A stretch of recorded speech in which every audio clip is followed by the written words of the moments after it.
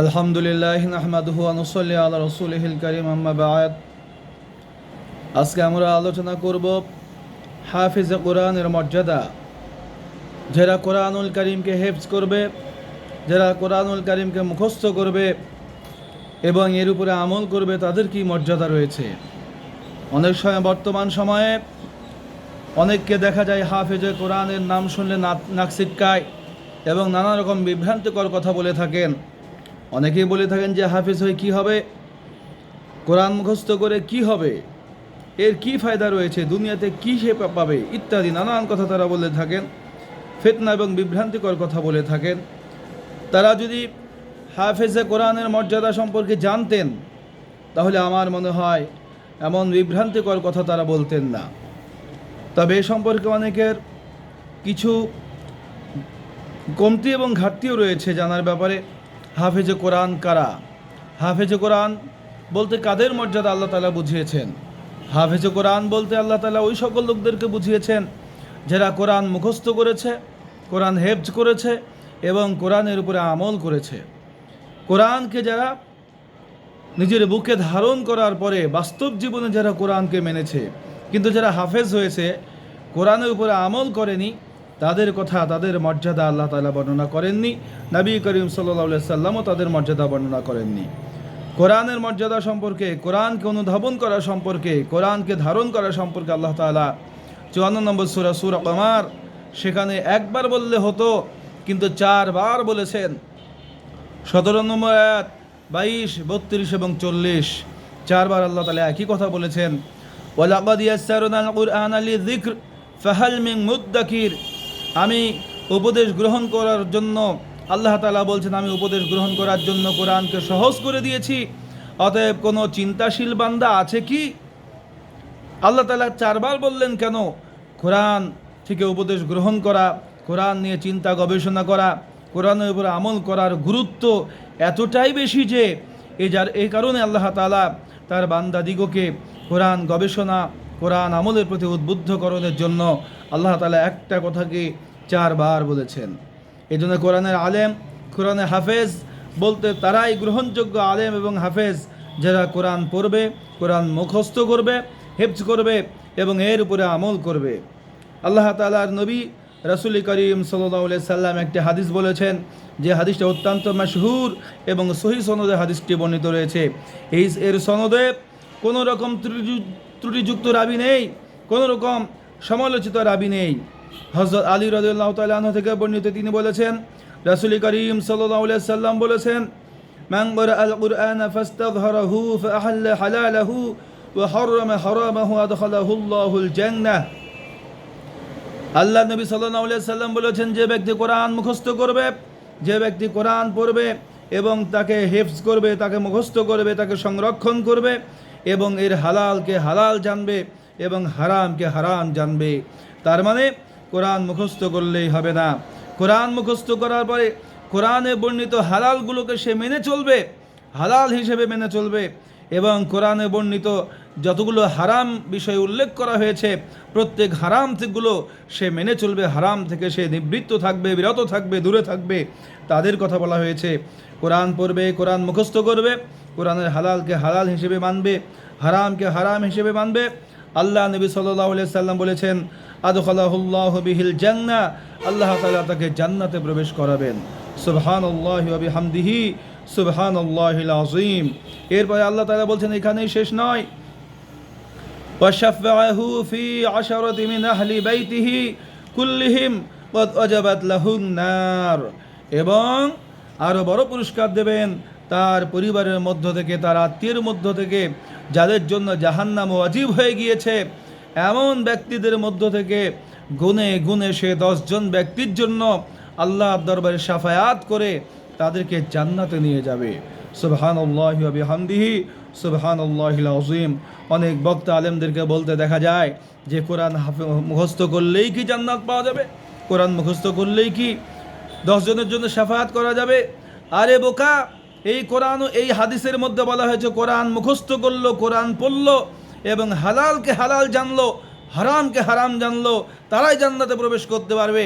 আর তারাই পারবে 10 জন জাহান্নামীদের জন্য সুপারিশ করে জান্নাতে নিয়ে যেতে। হাদিসটি কোথায় রয়েছে? তিরমিজি শরীফ, বিখ্যাত একটি হাদিস গ্রন্থ। তিরমিজি শরীফের 2905 নম্বর হাদিস, ইবনে মাজাহ শরীফের 216 নম্বর হাদিস, মুসনাদে আহমদ 1268 নম্বর হাদিস। উল্লেখ্য যে মুসনাদে আহমদ সম্পর্কে বিশ্ববিখ্যাত মুহাদ্দিস শাইখুল হাদিস, শাইখুল ইসলাম ইমাম ইবনে হাজার আসকালানী রহমাতুল্লাহ আলাইহি, ইমাম শামসুদ্দিন জাহাবি রহমাতুল্লাহ আলাইহি, ওনারা উভয়ে বলেছেন যে মুসনাদে আহমদের মধ্যে কোনো জাল হাদিস নাই, কোনো দুর্বল হাদিস নাই। কেন?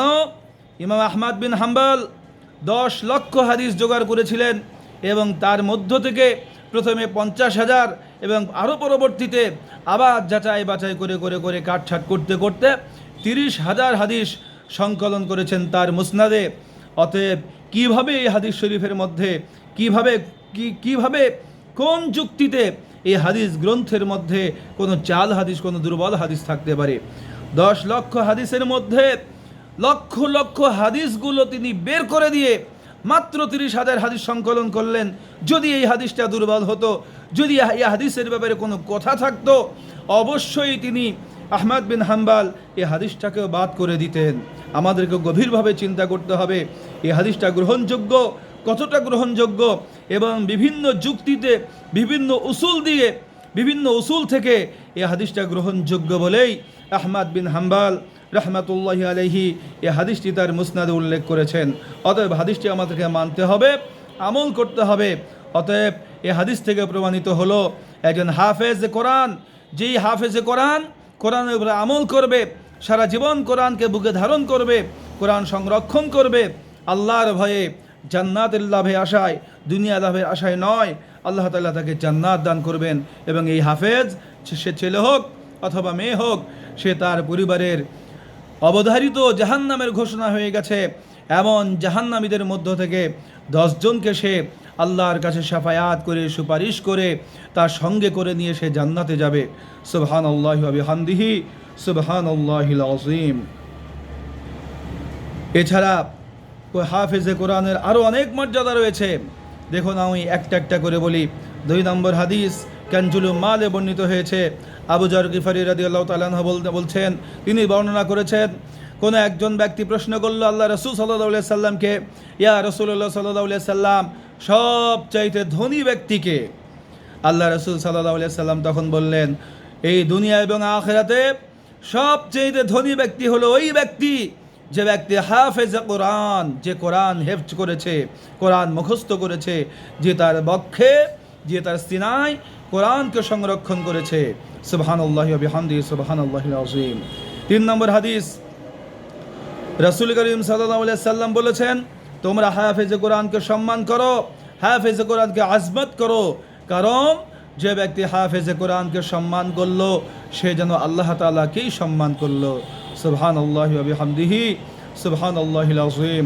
এরপরে নবী করিম সাল্লাল্লাহু আলাইহি সাল্লাম বলছেন, সাবধান, তোমরা হাফেজে কোরআনকে অপমান করো না, হাফেজে কোরআনকে অসম্মান করো না, বেকদরি করো না, কারণ তারা আল্লাহ তাআলার কাছে তাদের মর্যাদা, তাদের সম্মান প্রায় নবী রাসূলদের মতোই, নবী রাসূলদের নিকটতম। তারা নবী রাসূলদের মর্যাদার দিক দিয়ে তারা নবী রাসূলদের অতি নিকটতম। এটিও কানজিল উম্মাল শরীফের হাদিস। 4 নম্বর হাদিস মুসনাদে দাইলামিতে বর্ণিত হয়েছে। রাসূল করিম সাল্লাল্লাহু আলাইহি সাল্লাম বলেছেন, কাল হাসরের ময়দানে যখন আরশের ছায়া ছাড়া আর কোনো ছায়া থাকবে না, যখন সূর্যের উত্তাপে, অগ্নি উত্তাপে সারা দুনিয়ার মাটি পুড়ে যখন উত্তপ্ত হয়ে যাবে, তামা হয়ে যাবে, সেই সময় এই মানুষেরা, হাসরবাসীরা ছটপট করতে থাকবে। তারা শুধুমাত্র শীতল ছায়ার অপেক্ষায় তারা চারদিক দিগ্ভ্রান্ত হয়ে, উদ্ভ্রান্ত হয়ে ছুটাছুটি করতে থাকবে। সেই দিন, ওই যে আমরা শুনেছি বুখারী এবং মুসলিম শরীফের হাদিসে বর্ণিত রয়েছে, 7 শ্রেণীর মানুষকে আল্লাহ তাআলা আরশে আযীমের ছায়ায় স্থান দেবেন। তার মধ্যে কিন্তু আরেকটা হাদিস থেকে আমরা জানছি, হাফেজ কোরআন, যারা কোরআন হেফজ করেছে, মুখস্থ করেছে, আমল করেছে, হাফেজে কোরআন, তারাও সেই দিন, আল্লাহ নবী সাল্লাল্লাহু আলাইহি সাল্লাম বলছেন মুসনাদে দাইলামিতে, হাফেজে কোরআনরাও, যারা কোরআন মুখস্থ করেছে, আল্লাহ তাআলা তাদেরকে আল্লাহ তাআলা আরশে আযীমের ছায়ায় আশ্রয় দেবেন। সুবহানাল্লাহি ওয়া বিহামদিহি সুবহানাল্লাহিল আযীম। 5 নম্বর হাদিস, আনাস বিন মালিক রাদিয়াল্লাহু তাআলা আনহু থেকে বর্ণিত, তিনি বলেছেন রাসূল করিম সাল্লাল্লাহু আলাইহি সাল্লাম বলেছেন, যারা হাফেজ কোরআন, যারা কোরআন হেফজ করেছে, কোরআন সংরক্ষণ করেছে, মুখস্থ করেছে, মরণ পর্যন্ত কোরআনের হেফাজত করেছে, কোরআন ভুলে যায় নাই, তারা জান্নাতে তো হবেই, জান্নাতে গিয়ে তারা সমস্ত জান্নাতবাসীদের সরদার হবে, জান্নাতবাসীদের সৈয়দ হবে, জান্নাতবাসীদের নেতা হবে। সুবহানাল্লাহি ওয়া বিহামদিহি সুবহানাল্লাহিল আযীম। তাহলে একটু ঠান্ডা মাথায় চিন্তা করুন তো, আপনার ছেলে আপনার মেয়ে যদি কোরআনের হাফেজ বা হাফেজা হয়, সে শুধু জান্নাতবাসী হবে না, সে জান্নাতবাসীদের সর্দার হবে।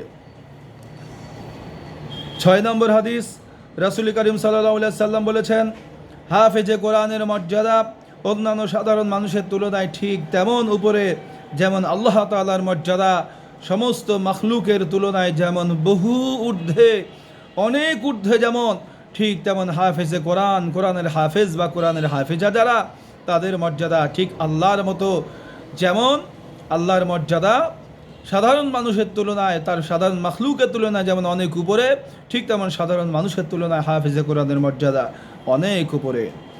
এরপর 7 নম্বর হাদিস, জামিউস সগীরের মধ্যে বর্ণনা করা হয়েছে, রাসূল করিম সাল্লাল্লাহু আলাইহি সাল্লাম বলেছেন, হাফেজে কোরআন হচ্ছে আল্লাহ তাআলার বন্ধু, আল্লাহ তাআলা প্রিয় বন্ধু হচ্ছে হাফেজে কোরআন। যে ব্যক্তি হাফেজে কোরআনের সঙ্গে শত্রুতা করলো, সে আল্লাহর সঙ্গে শত্রুতা করলো।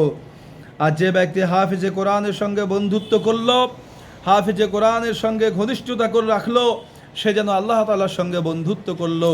তাহলে বুঝুন আল জামিউস সগীর হাদিসে কি আমাদেরকে সংবাদ দিচ্ছেন আল্লাহ রাসূল সাল্লাল্লাহু আলাইহি সাল্লাম।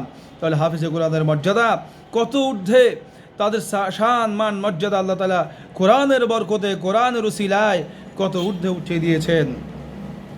8 নম্বর হাদিস, রাসূল করিম সাল্লাল্লাহু আলাইহি সাল্লাম বলেছেন, এটিও কানজিল উম্মাল শরীফের হাদিস, রাসূল করিম সাল্লাল্লাহু আলাইহি সাল্লাম বর্ণনা করেছেন, কোরআন যারা মুখস্থ করবে, মৃত্যু পর্যন্ত তাদের বিবেক বুদ্ধিকে আল্লাহ তাআলা সচল রাখবেন, আল্লাহ তাআলা সুস্থ রাখবেন, তাদের ব্রেন মস্তিষ্ক কখনো বিকৃত হবে না, তাদের মস্তিষ্ক কখনো গণ্ডগোল হবে না, তাদের মস্তিষ্ক কখনো অসুস্থ হবে না। সুবহানাল্লাহি ওয়া বিহামদিহি সুবহানাল্লাহিল আযীম। 9 নম্বর হাদিস, রাসূল করিম সাল্লাল্লাহু আলাইহি সাল্লাম বলেছেন, হাফেজ কোরআন যারা প্রকৃত হাফেজ এবং হাফেজা, তাদের কোনো দোয়া আল্লাহ তাআলা ব্যর্থ করে দেন না। আল্লাহর বান্দারা কোরআনুল কারীম পড়ে যখন আল্লাহ তাআলার কাছে দোয়া করবে, আল্লাহ তাআলা তাদের দোয়াকে কবুল করে নেবেন। সুবহানাল্লাহি ওয়া বিহামদিহি সুবহানাল্লাহিল আযীম। 10 নম্বর হাদিস, রাসূল করিম সাল্লাল্লাহু আলাইহি সাল্লাম বলেছেন, হাফেজে কোরআন আল্লাহ তাআলার কালামের প্রশিক্ষক, আল্লাহ তাআলার কালামের মুআল্লিম এবং আল্লাহ তাআলার নূরে জ্যোতিষ্মান, নূরে নূরান্বিত। 11 নম্বর হাদিস, রাসূল করিম সাল্লাল্লাহু আলাইহি সাল্লাম বলেছেন, পূর্বের হাদিসটাও কানজুল উম্মাল শরীফের হাদিস, এটিও কানজুল উম্মাল শরীফের হাদিস, রাসূল করিম সাল্লাল্লাহু আলাইহি সাল্লাম বলেছেন, জান্নাতে একটি ঝর্ণা রয়েছে, নদী রয়েছে, যার নাম হলো রাইয়ান। আর এই রাইয়ানের উপরে মারজান নামক একটি শহর রয়েছে, বিশাল বিস্তৃত একটি শহর রয়েছে, যেই শহরের 70,000 দরজা রয়েছে, প্রত্যেকটি দরজা সোনা এবং রূপা দিয়ে আল্লাহ তাআলা তৈরি করে রেখেছেন। আর এই মারজান নামক অর্থাৎ আমরা যাকে বলি মারজান, ডায়মন্ড, মতি, মণি বলি, এই মারজানের তৈরি, ডায়মন্ডের তৈরি একটি শহর, যার দরজাগুলো সোনা এবং রূপা দিয়ে তৈরি। এই শহর, এখানে শুধুমাত্র প্রবেশ করবে হাফেজে কোরআনগণ, যারা কোরআন মুখস্থ করেছে, কোরআনকে সংরক্ষণ করেছে, কোরআনের উপরে আমল করেছে, কোরআনের বিধানকে সমাজে প্রচার করেছে এবং প্রতিষ্ঠিত করেছে। 12 নম্বর হাদিস, হযরত আলী রাদিয়াল্লাহু তাআলা আনহু বলেছেন, রাসূল করিম সাল্লাল্লাহু আলাইহি সাল্লাম বলেছেন, কোনো ব্যক্তি যদি কোরআন মুখস্থ করে হাফেজ হয়, আর তার মা বাবা যদি কাফের হয়, তার মা বাবা যদি মুশরিক হয়, মৃত্যুর পরে মা বাবা তো জাহান্নামে যাবেই, কবরের জিন্দেগিতে আলেমে বারজাকে তার তো আযাব হবেই, কিন্তু শুধুমাত্র তার সন্তান, তার ছেলে, তার মেয়ে, তার নাতি, তার পোতা কোরআনে হাফেজ এবং হাফেজা হওয়ার কারণে আল্লাহ তাআলা শুধুমাত্র এই ওসিলায় আল্লাহ তাআলা কাফের মুশরিকেরও তার কবরের আযাবকে লঘু করে দেবেন, লাঘব করে দেবেন, কমিয়ে দেবেন। সুবহানাল্লাহি ওয়া বিহামদিহি সুবহানাল্লাহিল আযীম। তাহলে দেখুন কোরআনুল কারীমের মর্যাদা কত।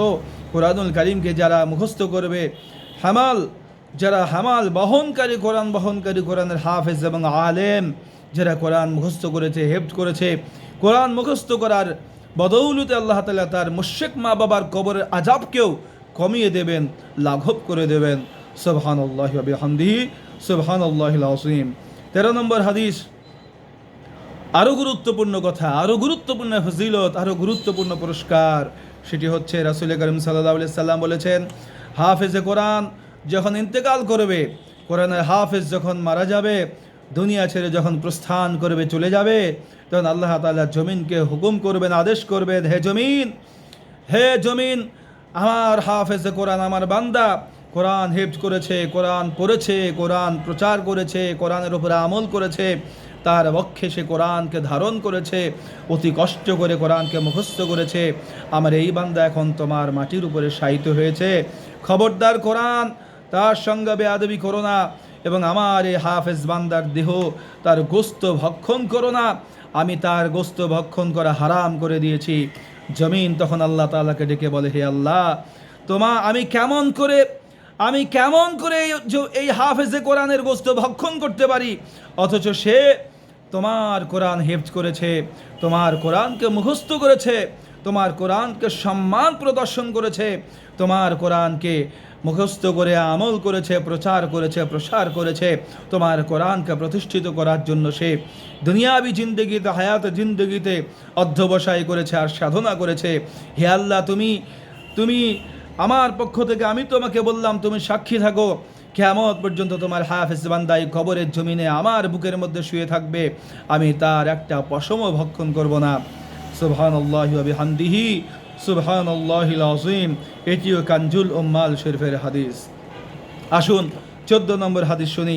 আল্লাহ নবী সাল্লাল্লাহু আলাইহি সাল্লাম যেখানে হাফেজে কোরআনকে একটু সাবধান করেছেন, আল্লাহ নবী সাল্লাল্লাহু আলাইহি সাল্লাম বলেছেন, এটিও কানজুল উম্মাল শরীফের হাদিস, আনাস রাদিয়াল্লাহু তাআলা আনহু থেকে বর্ণিত, তিনি বলেছেন, রাসূল করিম সাল্লাল্লাহু আলাইহি সাল্লাম বলেছেন, একবার তিনি বের হয়ে উচ্চ কণ্ঠে বললেন, হে হাফেজে কোরআন, তোমরা আল্লাহর ভয়ে কান্নাকাটি করো, হে হাফেজে কোরআন, তোমরা আল্লাহর ভয়ে বিলাপ করো, কান্নাকাটি করো। যখন নির্বোধেরা হাসে, মূর্খেরা যখন হাসাহাসি করে, দুনিয়াবি আলোচনায় লিপ্ত হয়ে, তখন তোমরা আল্লাহর ভয়ে বিলাপ করো, আল্লাহর ভয়ে ক্রন্দন করো, আল্লাহর ভয়ে কান্নাকাটি করো। আর যখন মূর্খ বান্দারা, দুনিয়াদার বান্দারা রাতে জীবজন্তুর মতো ঘুমায়, তখন তোমরা রাত্রি জাগরণ করে আল্লাহর ইবাদত করো। আর মানুষেরা যখন ভোজনে, অতি ভোজনে লিপ্ত থাকে, খাবারের লালসায় খাবার গ্রহণে লিপ্ত থাকে, তখন তোমরা রোজা রেখে আল্লাহর শুকরিয়া আদায় করো, রোজা রাখো, সিয়াম পালন করো, আর তোমরা অত্যাচারীদেরকে, পাপীদেরকে ক্ষমা করে দাও। আর কি করো? হিংসাপরায়ণ লোকদের মতো তোমরা হিংসা করো না, আর মূর্খ লোকদের মতো তোমরা মূর্খতা করো না। হাফেজদের করণীয়, হাফেজরা কিভাবে চলবে, তার দিক নির্দেশনা, তার ডিরেকশন আল্লাহ নবী সাল্লাল্লাহু আলাইহি সাল্লাম এই কানজুল উম্মাল শরীফের হাদিসেও দিলেন।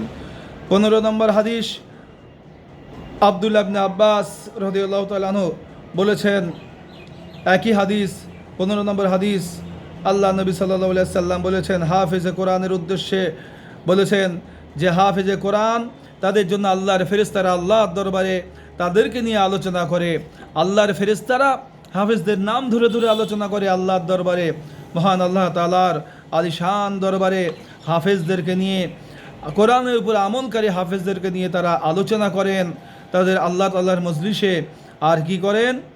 যে তোমরা আল্লাহ তাআলা প্রিয় পাত্র হও এবং তার কালামকে সম্মান করো। হে হাফেজে কোরআন, তোমরা তো আমার কোরআনকে সম্মান করেছো, অতএব আরও সম্মান করো, এবং আমি তোমাদেরকে মাখলুকবাসীদের কাছে প্রিয় করে দেব। সময়ত মুসল্লি, সময়ত দিনদার ইমানদার মুসলমান ভাইরা, অতএব আসুন আমরা কোরআনুল কারীমকে হেফজ করি, কোরআনুল কারীমকে মুখস্থ করি, আমরা কোরআনের হাফেজ হই। আমরা যদি না পারি তাহলে আমাদের সন্তানদেরকে কোরআনের হাফেজ বানাই, আমাদের কন্যাদেরকে কোরআনের হাফেজ বানাই। অনেকে বলে থাকেন যে মেয়েরা হাফেজ হয়ে কি হবে, মেয়েরা তো আর ছেলেদের মতো রমজান মাসে তারাবি পড়াবে না, মেয়েরা তো আর মানুষের বাসা বাড়ি গিয়ে কোরআন খতম করবে না, অথবা তারা তো ওয়াজ নসিহত করবে না, অথবা মানুষকে তো তারা তালিম তারবিয়াত করবে না। এই কথাগুলো অত্যন্ত ভুল কথা। অবশ্যই এই কথাগুলো ইসলাহ হওয়া উচিত, সংশোধন হওয়া উচিত। মনে রাখবেন, আপনার কন্যা যখন, আপনার মেয়ে যখন, আপনার নাতনি যখন কোরআন মুখস্থ করবে, কোরআন পড়বে, যখন আপনি তাকে সমর্থন করেছেন, কোরআনের হাফেজ হওয়ার জন্য মাদ্রাসায় দিয়েছেন, সে যখন কোরআন পড়ছে, সারাটা দিন কোরআন পড়ছে, একটা অক্ষরে 10টা নেকি পাচ্ছে। যে সময় অন্যের মেয়েরা, অন্যের কন্যা সন্তানেরা ইংরেজি পড়ছে, পদার্থ পড়ছে, রসায়ন পড়ছে, কেমিস্ট্রি পড়ছে, অঙ্ক, বাংলা, অঙ্ক, ইংরেজি পড়ছে, জেনারেল সাবজেক্ট পড়ছে, সেখানে একটা অক্ষর নেকি পাচ্ছে না। আর আপনার মেয়ে হাফেজে হাফিজিয়া মাদ্রাসায় বসে পর্দা পুশিদার মধ্যে নিজের ইজ্জত সম্মান আবরুর হেফাজত করছে, এর সব আপনি পাচ্ছেন, মেয়েও পাচ্ছে। আর আপনার মেয়ে কোরআন পড়ছে সারাটা দিন, একদিনে একটা অক্ষর পড়লে যদি 10টা নেকি হয়, তাহলে একদিনে যদি 100টা আয়াত পড়ে কতগুলো নেকি হয়? 2 দিনে যদি 100টা আয়াত পড়ে কতগুলো নেকি হয়? 1 মাসে কতগুলো নেকি হয়? 2 মাসে কতগুলো হয়? 1 বছরে কত হয়? 20 বছরে কত হয়? হিসাব করে দেখেন, এইভাবে তার নেক আমলের পাল্লা কত ভারী হয়ে যাচ্ছে। আর যারা কোরআনের হাফেজ না, তারা তো এইভাবে সারাটা দিন কোরআন পড়ার সুযোগ পাচ্ছে না। অতএব তারা জান্নাত থেকে কত দূরে সরে যাচ্ছে। আর একজন হাফেজে কোরআন অন্তত পক্ষে কিছু না হোক, ওই হাফেজ মেয়েটা, আপনার হাফেজ মেয়ে যদি নাম হয় আসমা, যদিও নাম হয় খাদিজা, যদি নাম হয় রুকাইয়া, ফাতিমা, এইভাবে উম্মে হাবিবা, তাহলে আপনার এই মেয়েরা আপনার জন্য, আপনার পরিবারের জন্য, 10 জন জাহান্নামীদের জন্য আল্লাহর দরবারে সাফায়াত করে তাদেরকে জান্নাতে নিয়ে যাবে। এর চাইতে বড় পাওনা আর কি হতে পারে? অতএব এই কথা বলবেন না মেয়েরা কোরআনের হাফেজ হয়ে কি হবে, মেয়েদেরকে কোরআন হাফেজ করার কোনো প্রয়োজন নেই, এমন কথা বলবেন না। আসুন মেয়েদেরকেও কোরআনের বাহক, কোরআনের ধারক এবং বাহক বানান। অবশেষে আমি একটা হাদিস বলে আজকের আলোচনা শেষ করতে চাই। হাদিসটা আবু দাউদ এবং সুনানে দারিমিতে রয়েছে, অত্যন্ত গুরুত্বপূর্ণ হাদিস। সাদ বিন উবাদা রাদিয়াল্লাহু তাআলা আনহু বলেছেন, রাসূল করিম সাল্লাল্লাহু আলাইহি সাল্লাম বলেছেন, মা মিন ইমরিইন ইয়াকরাউল কুরআনা সুম্মা ইয়ানশাহু ইল্লা লাকিয়াল্লাহু ইয়াওমাল কিয়ামাতি আজদাম। আল্লাহ নবী সাল্লাল্লাহু আলাইহি সাল্লাম বলেছেন, যে ব্যক্তি কোরআন শিখেছে, কোরআন পড়েছে, এরপর কোরআন ভুলে গিয়েছে, মানে অনেকেই আছে কোরআনের হাফেজ হওয়ার পর কোরআন ছেড়ে দিয়ে আবার জেনারেল পথে চলে যায়, ইসলামী লেবাস ছেড়ে দিয়ে আবার প্যান্ট শার্ট কোট পরে, মাথার টুপি ফেলে দিয়ে, মাথার পাগড়ি ফেলে দিয়ে, দুনিয়ার লালসায় পড়ে, কোনো নারীর লালসায় অথবা কোনো ধন সম্পদের লোভে, দুনিয়ার কোনো মোহে পড়ে এই পথ ছেড়ে দিয়ে অন্য পথে চলে যায়। কোরআন পড়েছে, কোরআন ভুলে গিয়েছে, সূরা রহমান ভুলে গিয়েছে, সূরা ইয়াসিন ভুলে গিয়েছে, 15 পারা ভুলে গিয়েছে, 10 পারা ভুলে গিয়েছে, অন্য পথে চলে গিয়েছে, পথ হারা হয়ে গিয়েছে, দুনিয়ার লোভ লালসায় মত্ত হয়ে গিয়েছে। তাদের ব্যাপারে আল্লাহ নবী সাল্লাল্লাহু আলাইহি সাল্লাম বলেছেন, যে ব্যক্তি কোরআন পড়ল আর এরপরে কোরআনকে ভুলে গেল, কিয়ামতের ময়দানে ইল্লা লাকিয়াল্লাহু ইয়াওমাল কিয়ামাতি আজদাম, কিয়ামতের ময়দানে সে প্যারালাইসিস রোগী হয়ে, অঙ্গহানি হয়ে সে কাল হাসরের ময়দানে উঠবে। এটা আল্লাহ তাআলার তার প্রতি একটা ভয়ঙ্কর গজব। অতএব কোরআন ভুলে যাওয়া যাবে না। এই দুনিয়াতে ডাক্তার হয়ে এই দুনিয়াতেই ফায়দা পাওয়া যাবে, এই দুনিয়াতে ইঞ্জিনিয়ার হলেন, দুনিয়াতেই ফায়দা পাওয়া যাবে, কিন্তু মৃত্যুর পর ডাক্তারের 1 পয়সা কোনো মূল্য নাই, ইঞ্জিনিয়ারের 1 পয়সা কোনো মূল্য নাই। অথচ কোরআনের হাফেজ যারা হবে, দুনিয়াতে যেমন তাদের মর্যাদা, তাদের জন্য আসমান জমিনের সমস্ত ফেরেশতারা দোয়া করবে, সমস্ত মাখলুক দোয়া করবে, জিন ইনসানেরা দোয়া করবে, এমনকি রাসূল করিম সাল্লাল্লাহু আলাইহি সাল্লাম বলেছেন, গভীর জলের মাছেরা এবং প্রাণীরা দোয়া করবে, গর্তের পিপিলিকারা দোয়া করবে।